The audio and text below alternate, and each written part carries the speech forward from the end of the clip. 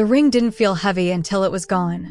I stood at my kitchen sink with my hands under running water that never got warm, watching the stream splash against my knuckles like it was trying to wake me up from a dream I didn't want to be in. The house smelled faintly of lemon dish soap and the burnt edge of toast I'd forgotten in the toaster, small, ordinary smells that felt cruel in that moment, because nothing in my chest was ordinary anymore. On the counter, my phone lay face up beside a cutting board. The screen was lit with a single message. Hey, quick question. Do you remember the name of the pawn shop you said you'd never go to? Face with tears of joy. That little laughing emoji, bright and careless, hit me harder than the words. I turned around and looked at the empty velvet ring box sitting near the fruit bowl, its lid open like a mouth that couldn't close. The box was old. It had a faded gold edge, frayed at the corners from years of being tucked into drawers and handled too gently. The inside was the color of dried roses. That box was supposed to hold my grandmother's wedding ring. My grandmother, whose hands smelled like flour and ivory soap, who used to hum hymns while rolling pie crust, who'd slip me a peppermint and wink like we shared a secret. The ring was the one thing she left me that wasn't practical. It wasn't a quilt or a recipe card or a savings bond. It was a promise made into metal. And I had handed it, my heirloom, my history, to my sister-in-law for photos. Now, the box was empty, and my sister-in-law was texting me like this was a silly scavenger hunt. My breath came shallow, quick. I could hear the wall clock ticking in the living room, loud enough to sound like a warning. I pressed my palm to the counter, feeling the cool granite against my skin, trying to steady myself. Because in that moment, I wasn't just thinking about a ring. I was thinking about the way she looked at it when I placed it in her palm, like it was already hers. And I was thinking about the way my husband's face might change when he realized what his sister had done. Some betrayals don't arrive with screaming. They arrive with a laughing emoji and a cold sink. Before all of this, my life was the kind of life people describe as steady. Not perfect. Not glamorous. Just steady. My name is Mariah. I'm the kind of woman who folds laundry while watching the same comfort show she's watched 10 times. I label leftovers with masking tape. I keep a small notebook in my purse where I write down grocery lists and little reminders like call dad or pay dentist. I'm married to a man named Daniel. He's gentle in the way that matters. He'll fill my car with gas when he borrows it, and he always makes coffee for me first even though he drinks his black, and I like mine sweet. He works long hours as a project manager for a construction company, the kind of job that leaves dust in the creases of his hands and tiredness behind his eyes. We don't have kids yet.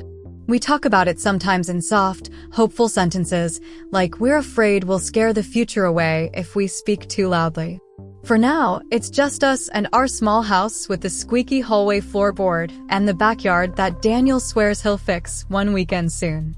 Sunday dinners are a tradition in Daniel's family. Not fancy, just loud and full. His mother, Linda, cooks big pots of food like she's feeding an army. His dad likes to sit in the recliner and tell stories he's already told. Everyone talks over each other, and somehow it still feels like love. And then there's Daniel's younger sister, Sienna. Sienna is the kind of person who enters a room like she's stepping onto a stage. She's pretty in a polished way, always looking like she just came from somewhere important. Her hair is always glossy. Her nails are always done. She wears perfume that lingers in the air after she leaves, sweet and sharp like a warning you can't quite name. Sienna is also complicated. She's in her late 20s, but she lives like she's constantly auditioning for a life she doesn't actually have. Every time we'd see her, she'd talk about projects and opportunities, but when Daniel gently asked where she was working lately, the answers were always vague. She lived in an apartment she couldn't afford, drove a car with a payment that made my stomach turn, and somehow always had new clothes with tags still on them. And she was always on her phone. Posting, smiling, perfecting. At family dinners, she'd take pictures of her plate before she ate. She'd angle the camera toward her face and laugh into it like someone was watching, even when it was just Linda pouring iced tea and Daniel's dad snoring softly in the corner. I didn't hate her. I tried not to. I told myself that everyone is different. Some people need attention the way others need quiet. Some people are still figuring themselves out. But there were small moments, little slips, that made me uneasy. Like when she'd compliment something in my house and then ask, "How much was it?" in the same breath. Or when she'd borrow Linda's earrings and forget to return them until Linda asked 3 times. Or the way she'd watch me when I opened my purse, her eyes flicking too quickly to what was inside. Daniel would brush it off when I mentioned it. "That's just Sienna," he'd say, like her name was an explanation all by itself. She's always been a lot. And because I loved him, I tried to love her in the way family demands. I tried. The ring was never meant to leave my bedroom drawer. I kept it tucked in that faded velvet box inside a small wooden jewelry case. It sat beneath a stack of old letters from my grandmother, her handwriting looping and careful because in my mind, they belonged together. I didn't wear the ring every day. It wasn't practical for work, and I'm not someone who risks losing things I can't replace. But sometimes, on quiet evenings, I'd open the box just to look at it. The gold was warm and soft, not flashy. The stone was modest, slightly cloudy from age, set in a delicate mount that looked like someone once cared enough to make beauty last. It wasn't about the money. It was about what it represented. My grandmother, Elise, got married in that ring when she was 19. She'd told me once, while she was peeling apples at the kitchen table, that the ring wasn't big, but it was true. That was the word she used. True. When she died, she left it to me with a note in her will, for Mariah, because she knows the difference between being seen and being known. I cried when I read that line. I cried like a child, my face pressed into Daniel's shirt, because it felt like my grandmother had reached across time and placed a hand on my shoulder. So when Sienna asked to borrow it, I should have said no. But the request came wrapped in sweetness. It was 2 weeks before Daniel and I were supposed to attend a family photo session. Linda had organized one of those big, matching outfit things she loved. Sienna called me one afternoon while I was folding towels in the living room.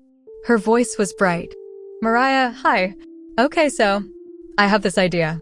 I tucked the phone between my shoulder and ear. "What kind of idea?" "I'm doing this little shoot," she said quickly. "Like a bridal-inspired content thing. Soft light, vintage vibes, the whole thing." And I thought, you know what would be perfect? Your grandmother's ring. My hands paused mid-fold. "My ring," I said, careful. "Just for photos," she rushed. "I'd be so gentle, I swear. I'll bring it right back. It would mean so much. It's like real. Not like those fake props everyone uses." I remember standing there, towel in my hands, feeling a slow discomfort climb up my spine. "Why don't you use costume jewelry?" I asked. "Because it looks cheap," she said, then softened her tone. "Please, Mariah. Just for one afternoon.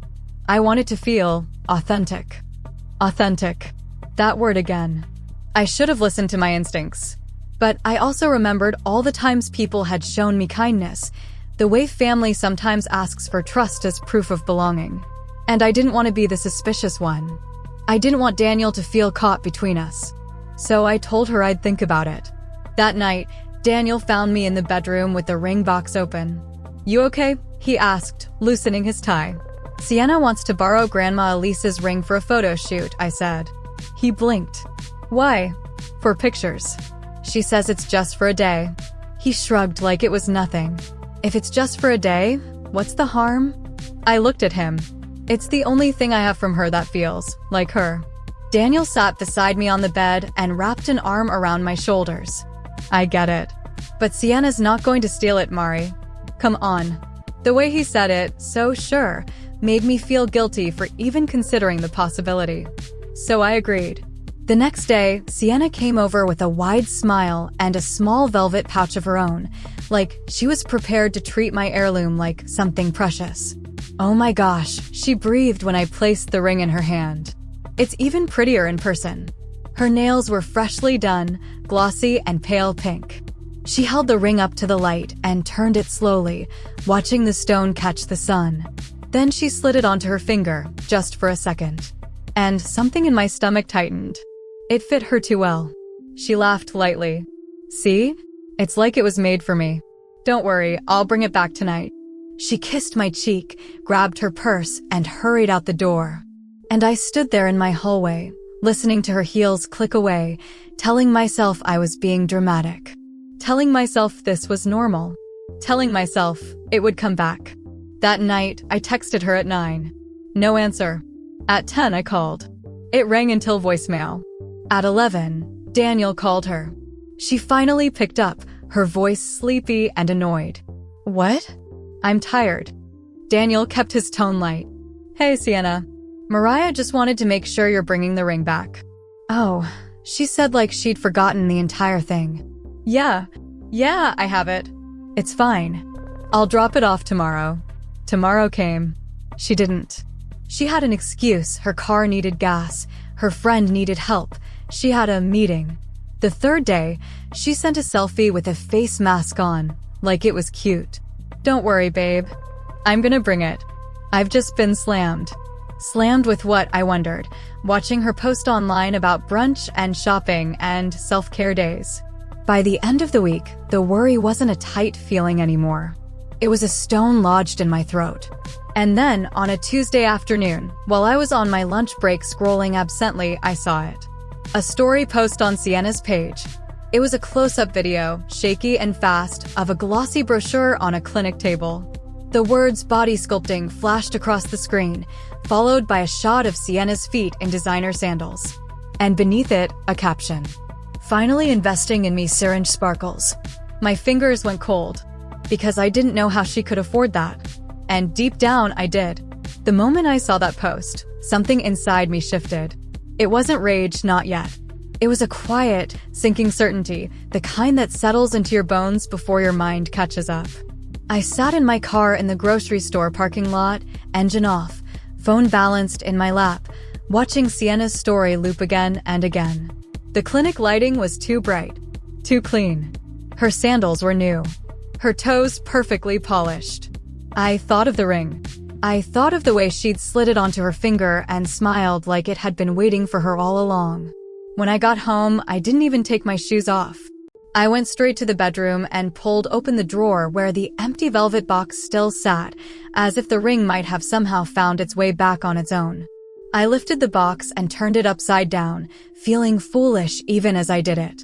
Nothing. Daniel came home an hour later. I heard the front door open and close, his keys hitting the bowl by the entryway, his footsteps slowing when he realized I wasn't greeting him like usual. Mari, he called. You okay? I was sitting on the edge of the bed, the box in my hands. He stopped in the doorway when he saw my face. What happened? I handed him my phone without a word. The video was still paused on Sienna's clinic brochure. He watched it once, then again. That doesn't mean anything, he said automatically, but his voice lacked conviction. She hasn't returned the ring, I said quietly. It's been 8 days. Daniel ran a hand through his hair. She said she would. I know what she said. He looked at me, really looked this time, and I saw the first crack in his certainty. You think she sold it? The word hung between us like smoke. I think, I said carefully, that she needed money. And I think she knew exactly where to get it. Daniel exhaled slowly and sat beside me. Okay, let's not jump to conclusions. I'm not jumping, I replied. I'm walking, step by step. And every step points the same direction. That night, I couldn't sleep. Every time I closed my eyes, I saw my grandmother's hands, how they trembled slightly near the end, how she'd pressed the ring into my palm during one of our last conversations. Take care of it, she'd whispered. And don't let anyone take what isn't freely given. I felt like I had failed her. The next morning, I decided to stop waiting. I texted Sienna. Hey, I need the ring back today. Please call me. An hour passed. Then 2. At noon, she replied. Why are you being so intense? I told you I'd bring it. When? I wrote. Soon. That word again. Soon. A placeholder. A lie dressed as patience. I took a breath and typed slowly, deliberately. Sienna, I need to know where the ring is. Now. 3 dots appeared. Disappeared. Appeared again. Then my phone rang. Her voice was sharp when I answered. You're being dramatic. I'm being careful, I said. Where is it? She sighed loudly, like I was inconveniencing her. Okay, look. I had to pawn it. Temporarily. The room felt suddenly too small. You what? It's not a big deal, she rushed. I needed cash fast, and I knew I could get it back. It's basically a loan. You sold my grandmother's ring, I said, each word steady and cold. I didn't sell it, she snapped. I pawned it. There's a difference. My hand was shaking. I pressed my fingers into the bedspread to ground myself. How much did you get? There was a pause. Enough. For what? I asked, even though I already knew.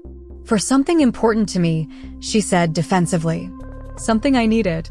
You needed plastic surgery, I said. She went quiet. Then she laughed, short and humorless. Wow, you're stalking my page now. I trusted you, I said. That ring was not yours to touch, let alone sell.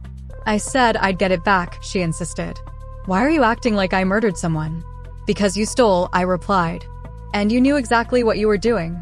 Her tone shifted then, sliding into something colder.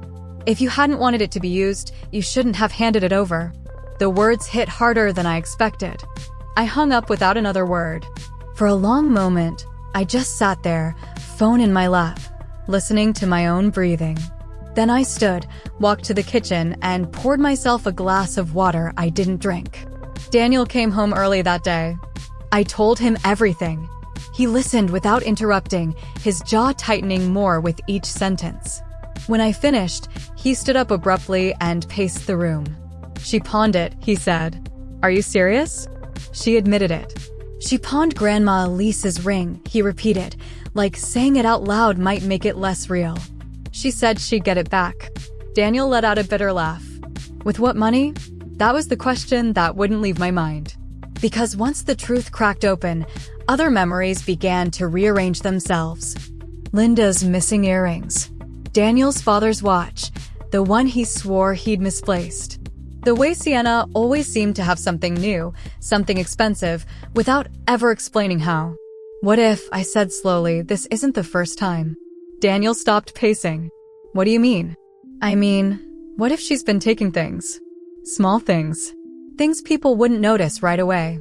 He stared at me, the idea settling uncomfortably into place. That's a serious accusation, he said. I know, I replied. But so is stealing an heirloom. That night, we made a plan. Not a dramatic one. Not a revenge-fueled fantasy. Just the truth, uncovered carefully. The next morning, while Daniel was at work, I went to the pawn shops. I didn't know where to start, so I started close to home. The first shop smelled like dust and metal. Guitars lined the walls. Old tools sat in glass cases. The man behind the counter barely looked up when I described the ring. Gold band, small diamond, he said. Vintage? Yes, I replied. He shook his head. Nope. Try down on Mercer. They deal more in jewelry. The second shop was brighter, cleaner. A bell chimed when I walked in. My heart pounded as I described the ring again, this time pulling up a photo I'd taken of it years ago. The woman behind the counter studied the screen. Yeah, she said after a moment. I remember that one. My breath caught. You do? Came in last week, she said. Young woman. Nice manicure. Said it was from her grandmother. The lie burned. Is it still here? I asked. The woman shook her head. She didn't redeem it in time. We sold it yesterday. The world tilted. Sold it to who? I whispered. She shrugged apologetically. Private buyer. Happens fast with pieces like that. I walked out of the shop in a daze, sunlight too bright, sounds too loud. I sat in my car and cried until my chest hurt, until my throat felt raw. The ring was gone. Not borrowed. Not pawned. Gone. When Daniel found me that evening, sitting at the kitchen table with red eyes and cold coffee, I told him. He didn't say anything for a long time. Then he reached across the table and took my hand. I'm so sorry, he said. Something inside me hardened then, not against him, but against the idea that silence would protect anyone. Because the truth was bigger than my loss. If Sienna could do this to me, she could do it to anyone. And I wasn't going to let it stay hidden. After the ring was gone, something fundamental changed in the air around us. It wasn't loud. It didn't announce itself. It was like the house had shifted slightly on its foundation, just enough that every familiar sound felt wrong. The refrigerator hummed too loudly. The floorboard in the hallway creaked in a way that made me flinch. Even Daniel's breathing beside me at night felt heavier, burdened. Grief doesn't always come as tears. Sometimes it comes as clarity. I realized that if I let this stay quiet, if I let it be handled privately, then the story would end with me as the only one paying the price. The ring would be gone, Sienna would move on, and the rest of the family would continue handing her their trust like loose change. I couldn't do that. Not anymore. The next Sunday, we went to Linda's house for dinner. Everything looked the same on the surface. The curtains smelled faintly of laundry detergent. A pot of chicken stew simmered on the stove. Linda hugged us both and asked if we were hungry, like she always did. Sienna arrived late, sweeping in with her usual confidence. She wore oversized sunglasses even though the sun was already going down, her hair pulled back tightly, her face smooth in a way that looked almost unfamiliar. She smiled when she saw me. "Hey, girl." I smiled back, slow and polite. "Hi, Sienna." If she noticed the difference in my tone, she didn't show it. We sat around the dining table, plates clinking, conversation flowing over safe topics, work, the weather, a neighbor's new dog. Daniel's father complained about his back. Linda refilled glasses. Sienna talked about healing and self-love and something called body alignment, her hands moving gracefully as she spoke. She didn't mention money. She didn't mention the ring. At one point, Linda touched her own ears and frowned. "Sienna, have you seen my pearl studs?" "The ones your father gave me for our anniversary." Sienna didn't hesitate. "Nope. Haven't seen them." I felt Daniel's knee press lightly against mine under the table. Linda sighed. "I must have misplaced them again." I took a breath. "Linda," I said gently, setting my fork down. "Do you remember when Sienna borrowed them last month for that rooftop party?" The table went quiet. Sienna's head snapped toward me. "What?" "I remember you showing me pictures," I continued calmly. "You were wearing them." Linda looked confused. "You borrowed them?" Sienna's cheeks flushed. "It was just for the night. I gave them back." "Did you?" I asked. Daniel's father cleared his throat. "Now, hold on." "Sienna," Daniel said, his voice firmer than I'd ever heard it. "Where is Mom's jewelry?" The question landed hard. Sienna laughed nervously. "Wow. Is this an interrogation now?" "I went to the pawn shops," I said quietly. Her smile faltered. "I asked about Grandma Elise's ring," I continued. "The one you borrowed for photos." Linda's eyes widened. "What ring?" Sienna stood abruptly. "This is not the time." "They sold it," I said. "You didn't redeem it." The room felt suddenly too small for the truth it was holding. Linda pressed a hand to her chest. "Sienna, tell me she's lying." Sienna's gaze flicked around the table, searching for an exit. "I was going to fix it," she said, her voice sharp. "I needed the money." "For surgery?" Daniel asked. "For my life," she snapped. "You don't understand the pressure I'm under." Daniel's father stood up slowly. "What pressure?" Sienna's eyes filled with tears, but they didn't soften her voice. "You all expect me to be perfect, to look good, to succeed, and none of you help." Linda's voice broke. "So you steal from us?" "I borrowed," Sienna insisted. "I always planned to pay it back." "With what?" I asked. "You don't have a job." Silence. Daniel reached into his pocket and pulled out his phone. Dad's watch. Mom's earrings. My college class ring. They were all pawned. Same shop. Linda let out a sound I'd never heard from her before, a small, wounded noise, like something tearing. Sienna stared at the table. "I was going to tell you," she muttered. "When?" Daniel demanded. "When it was fixed." The word fixed echoed in my mind. Because some things don't get fixed. The dinner ended without shouting, without drama. Just a quiet, collective realization settling in. Sienna left early. No hug. No goodbye. After that night, the truth unraveled quickly. Linda checked her jewelry box. More pieces were missing than she'd realized. Daniel's father went through his desk. Documents, small valuables, gone. Other family members came forward. A cousin mentioned cash disappearing from her purse during a holiday. An aunt recalled a bracelet that vanished after Sienna visited. Piece by piece, the picture became clear. Sienna hadn't just taken from me. She'd been taking from everyone. The family confronted her together the following week. Not to punish, but to protect themselves. Sienna cried. She apologized. She blamed insecurity, comparison, social media pressure. I just wanted to feel like I mattered, she said. And I believed that part. But wanting doesn't justify stealing. Linda gave her a choice. Repay what she could, get professional help, and step away from the family until trust could be rebuilt. Sienna moved out of state shortly after. She deleted most of her online presence. The glamorous life she'd curated vanished overnight. The ring never came back. I mourned it in small, private ways. I mourned my grandmother. I mourned the version of family I thought we had. But I also learned something vital. Love without boundaries becomes permission. And silence can be the most expensive thing you give away. The weeks after Sienna left felt strangely hollow. Not quiet, because the house still made noise, the world still moved, but hollow in the way a room feels after furniture has been removed. You keep reaching for things that aren't there anymore. You forget for a moment, and then you remember all over again. Linda stopped hosting Sunday dinners. She didn't announce it. She just didn't invite anyone. When Daniel called to check on her, she said she was tired. Her voice sounded thinner, like something essential had been taken along with her jewelry. Daniel's father grew quieter too. He spent more time in the garage, fixing things that didn't need fixing. He found his watch replacement online, not the same one, but similar, and wore it without comment. I could tell it wasn't about the watch. It was about trust breaking inside his own home. And me? I carried the loss of the ring in small, unexpected moments.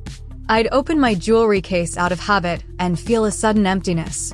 I'd catch myself wanting to tell my grandmother what happened, as if she were just in the next room. Sometimes, while washing dishes, I'd remember the way she used to dry her hands on her apron and feel a tight ache behind my ribs. Daniel tried to help. One night, he came home with a small box from an antique shop. I know it's not the same, he said gently, setting it on the table. But I thought, maybe having something to wear might help. Inside was a simple gold band. Pretty. Thoughtful. I smiled and thanked him. I even wore it once or twice. But it wasn't about replacement. It was about respect. The thing that surprised me most was how the truth kept spreading even after we stopped talking about it. Family secrets have a way of doing that. An aunt called me one afternoon, her voice low. I heard about Sienna, she said. I wanted to say, thank you. I thought I was imagining things. For years, she continued, money would go missing when she stayed over. I never said anything because I didn't want to accuse her. That sentence stayed with me. I didn't want to accuse her. How many times had that thought protected her instead of the rest of us? Another cousin messaged me, then another. Stories surfaced small, fragmented pieces that finally made sense when laid side by side. Missing gift cards. Borrowed coats never returned. A credit card charge no one could explain. No one had been brave enough to connect the dots. Until the ring. That knowledge was heavy. It made me wonder how long harm can hide behind politeness. Sienna sent me one message about a month after she left. I know you hate me, it read. I'm trying to get help. I stared at the screen for a long time before replying. I don't hate you, I wrote. But I won't pretend this didn't happen. She didn't respond. I don't know if she ever truly changed. I hope she did. But hope isn't the same as trust. Slowly, the family began to heal, not by forgetting, but by adjusting. Linda started locking her jewelry box. Daniel's father installed a safe. People stopped leaving purses unattended during gatherings. These weren't signs of bitterness. They were signs of learning. As for me, I found myself thinking about my grandmother's words again. Don't let anyone take what isn't freely given. I'd thought she meant material things. But maybe she meant more than that. Time, trust, silence, peace. One evening, months later, Daniel and I sat on the back porch watching the sky darken into soft blues and purples. The air smelled like cut grass and something sweet from a neighbor's grill. I should have listened to you, he said quietly. I turned toward him. About what? About Sienna, he replied. You saw it before I did. I reached for his hand. You loved her. That's not a flaw. He nodded, staring out at the yard. Still, I put you in that position. We both trusted her, I said. That's not a crime. But you paid the price, he said. I squeezed his fingers. We learned the price of not setting boundaries. He looked at me then, really looked. I'm proud of you. For what? For speaking up, he said. Even when it cost you something. That night, I went into the bedroom and took the empty velvet box out of the drawer. I didn't throw it away. Instead, I placed inside it a small folded note, one of my grandmother's old letters, copied carefully by hand. Not the original, just the words. Something to hold space. Loss doesn't always get closure. Sometimes it gets meaning. And meaning is what carries us forward. Healing didn't arrive all at once. It came in pieces, quiet, uneven, sometimes when I wasn't looking for it at all. The first real sign showed up on an ordinary Tuesday morning. I was standing in the kitchen, half awake, staring at the coffee maker while it sputtered and complained. The sun slipped through the window and landed on the counter, warm and soft. For a moment, I reached instinctively for the drawer where the ring box used to be. Then I stopped. Not because it hurt, but because it didn't hurt the way it used to. That realization startled me more than the pain ever had. I still missed the ring. I always would. But the sharp edge of the loss had dulled into something quieter, something that no longer demanded my breath every time I thought about it. The memory of my grandmother had shifted too. She no longer appeared only in grief. Sometimes she showed up in warmth in the way I laughed at something small, or the way I folded laundry just like she did, smoothing each corner with care. Life began to reassemble itself. Linda called one afternoon and asked if I wanted to come over for tea. Not dinner, just tea. Her voice sounded tentative, like she wasn't sure she still knew how to host. I brought a loaf of lemon bread and we sat at the kitchen table, the same one where Sienna had once posed for photos like it was a prop instead of a place where meals were shared. Linda poured tea slowly, her hands steady, but her eyes tired. I should have seen it, she said quietly, staring into her cup. Seen what? I asked. The way she was always reaching, Linda replied. Wanting more. Wanting to be someone else. I didn't argue. There was no comfort in correcting her. I keep thinking, she continued, that if I'd paid closer attention, maybe none of this would have happened. I placed my hand over hers. You loved your daughter. That's not a failure. She nodded, eyes glistening. But love shouldn't make us blind. No, it shouldn't. Daniel's father joined us later, bringing a plate of store-bought cookies he pretended were homemade. We laughed softly. Not because things were funny, but because laughter felt possible again. That was progress. As months passed, boundaries became part of our language. Not spoken like rules, but lived like habits. We stopped excusing behavior that made us uncomfortable. We asked questions. We trusted our instincts even when it felt awkward. Family gatherings grew smaller, quieter, more intentional. And in those quieter spaces, something unexpected happened. We grew closer. Without Sienna's constant performance, there was room for honesty. Conversations slowed. People listened. There was less pressure to impress and more permission to simply exist. One evening, while sorting through old photos, Daniel found a picture of my grandmother holding me as a baby. I was teething, my mouth open in a wide, gummy grin. She looked proud, calm, certain. Frame this, Daniel said softly. Put it somewhere you'll see it. So I did. I placed it on a small shelf in the living room, right where the evening light hits it just right.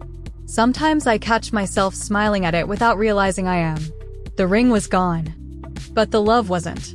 And that mattered more than I'd understood before. I also changed. Not dramatically. Not in ways people would notice right away. But I stopped apologizing for my boundaries. When someone asked to borrow something meaningful, I said no without explaining myself. When something felt wrong, I trusted that feeling instead of burying it under politeness. I learned that being kind doesn't require being unguarded. And that generosity without discernment can turn into self-betrayal. One afternoon, I received a small package in the mail. No return address. Inside was a simple card. "I'm in therapy," it read. "I'm learning to sit with who I am instead of trying to escape her. I'm sorry for what I took from you." No name, but I knew. I didn't cry. I didn't feel angry. I folded the card and placed it in the velvet box beside my grandmother's copied letter. Some apologies don't restore what was lost, but they can mark the end of denial. That was enough. Life moved forward the way it always does, quietly, stubbornly, one ordinary day at a time. Daniel and I talked again about the future, about children, about what kind of family we wanted to build. One where honesty matters more than appearances, he said. One where trust is earned and protected, I added. We agreed. Sometimes, late at night, I still think about the ring, where it might be now, whose hand it rests on, whether they know its story. But I no longer feel like something was taken from me without my consent, because I reclaimed something far more important. My voice, my boundaries, my peace. And if there's one thing this experience taught me, it's this. Not everything that shines belongs to you, and not everything that's precious needs to be visible to be protected. Sometimes, the hardest losses aren't the ones we can replace. They're the ones that teach us who we are when trust is broken quietly, without witnesses, without shouting, just a small, devastating realization that someone we welcomed into our lives didn't value what we held sacred. I lost a ring that day, but I also lost an illusion, the belief that love alone is enough to keep people honest. What I gained was something steadier. I learned that boundaries are not walls. They are doors we choose to open carefully. I learned that family doesn't mean unlimited access to your heart, your home, or your history. And I learned that speaking the truth, even when your voice shakes, can stop harm from spreading further than it already has. Some of you listening right now may be holding onto a similar silence. A borrowed thing that never came back. A line that was crossed and never acknowledged. A feeling you keep pushing down because you don't want to cause problems. If that's you, I want you to know this. Protecting yourself is not cruelty. It's wisdom. And honoring what matters to you, even when others don't, does not make you difficult. It makes you strong. So I'll leave you with this question. If someone asked you today to borrow something irreplaceable, your time, your trust, your peace, would you feel safe saying no? If this story resonated with you, I'd be honored if you shared your thoughts in the comments. And if you find comfort in stories like this, quiet truths, hard lessons, and gentle healing, please consider subscribing and supporting the channel. Thank you for listening.